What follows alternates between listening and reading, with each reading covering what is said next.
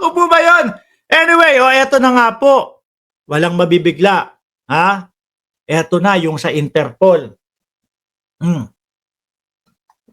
Department, napapakape ako eh. Department of Justice, DOJ. No? Posibleng makipagtulungan sa Interpol. Ayan. Sige nga. Hulaan nyo nga. Diyan sa comment section, i-comment ninyo. No? I-comment ninyo diyan sa comment section. Sino sa tingin ninyo ang target pakay nitong magiging pagsasanib puwersa ng Interpol at DOJ? DOJ, posibleng makipagtulungan sa Interpol. Ayan, sabi ni MCA, Vocal Studio, si Tobats. Yan na naman kayo. Nabanggit lang yung Interpol. Sabi ni Dot Pintura, lagot si Batorni, target ng Interpol at DOJ. Si Jcas, Bato, Bongo. Si Perpetua Peralta, Bato, Bongo. Malapit nang huli si Bato, Bongo. Kayo naman, si Virgie Badiola, Bato daw. Kayo talaga. Ang sasama ng ugali nyo kay Bato de la Rosa. Pagka may mga nababanggit na Interpol na agad-agad na ganyan, si Bato agad ang iniisip ninyo. Hindi pa daw muna si Bato, mga bossing. No? Ang sabi dito, DOJ, posibleng makipagtulungan, lagi nyo tinatakot si Bato. Kayo talaga. No? Lagi nyo tinatakot si Bato. Mamaya nanonood sa atin yan. Senator Bato, huwag ka mag-alala. Hindi pa para sa ito. Hindi ko sinabing hindi para sa ito. Hindi pa para sa ito. Para sa iyo to. No? Siguro,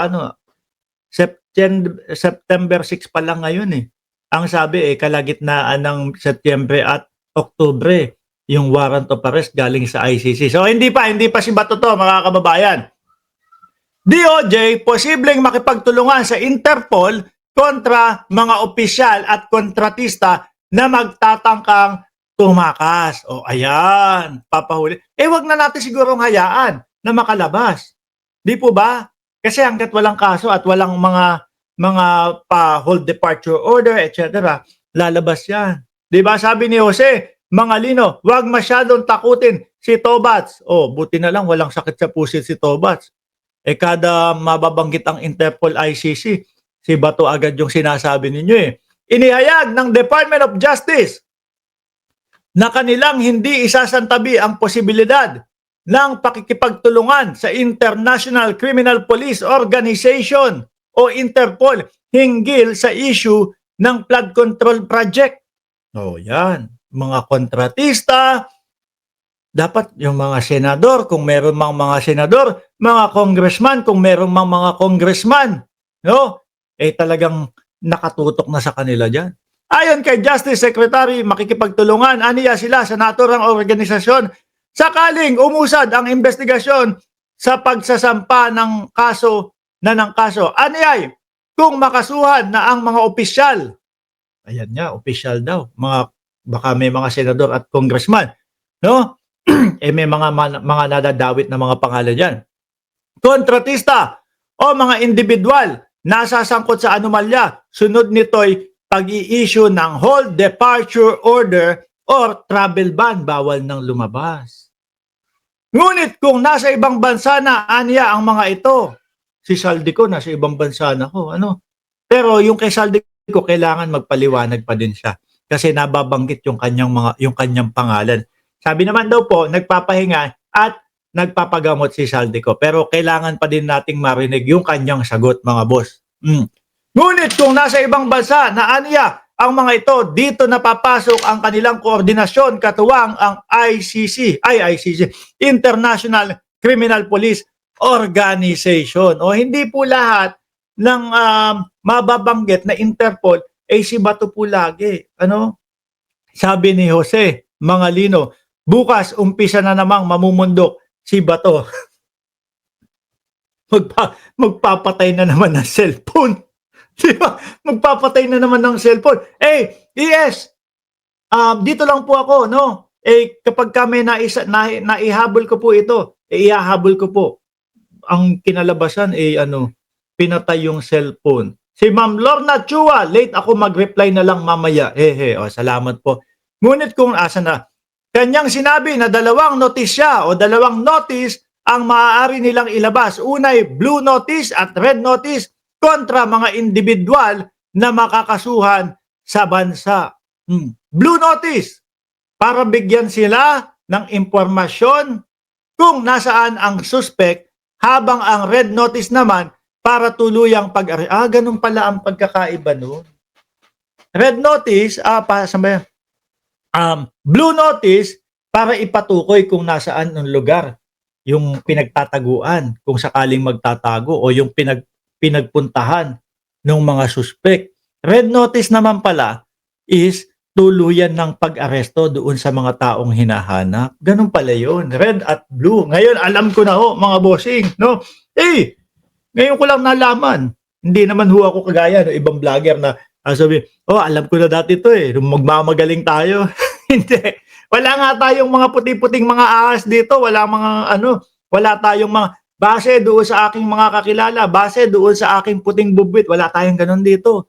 Lahat po ng ating vlog, mga kababayan, ay nanggagaling lang po doon sa mga totoong mga tagapagbalita, yung mga mainstream media ho. Tapos saka tayo magre-reaction. Para sigurado, di ba?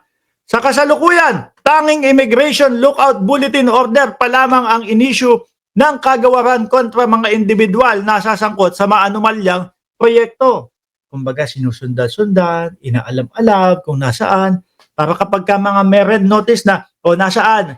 Andito po si ganito. No? Ano na tayo? Red notice na tayo. Arestuhin na. 'Di ba? May kabuuang bilang ito ng 43 kung saan nangunguna sa listahan ay ang mag-asawang Sara at Pacifico Diskaya. Ang pamilya Diskaya ay nahaharap rin sa issue hinggil sa kanilang may-ari-ariang partikular na umano'y nasa 80 luxury cars nito. Grabe, 80. Doon sa interview ni Julius Babaw, Takwarens, 40 daw ho. Nung umabot na sila sa Senado, 28 daw ho.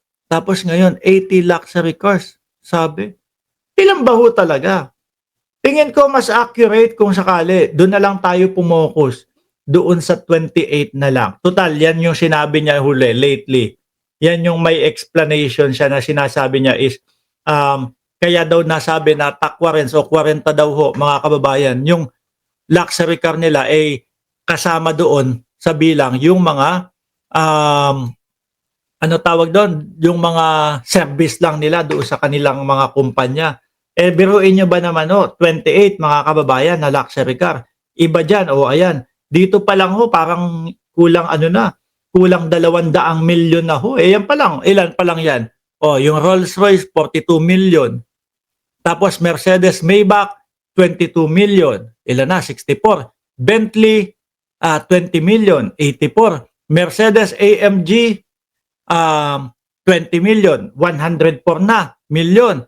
Tapos, tama ba? 104 million na. Tapos Cadillac Escalade, nagkakahalaga ng 19 million yung dalawa. Ayan 104 tsaka 19 million. Ilan na? 123 na. Tapos Range Rover na autobiography, 123 plus 16, 39. Plus ito, 11 million na GNC. Magkano na? 139 o 150, yung isa pa lang.